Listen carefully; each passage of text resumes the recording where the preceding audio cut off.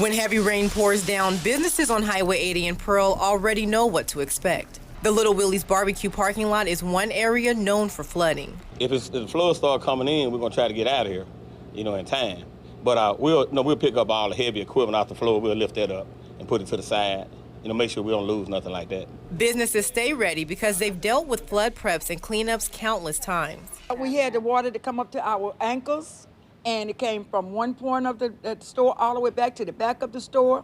So what we had to shove water out for 3 days. After 3 days, we got everything dry. Sandbags are one of the many ways they prepare for flooding. But once the water reaches a certain point, it's time to evacuate. When it's coming up to your knees, like it did the first one we had, when it gets to your knees, then, we can't let everybody come in. We got to try to get out here ourselves. In Pearl, Shalika Powell, 16 WAPT News.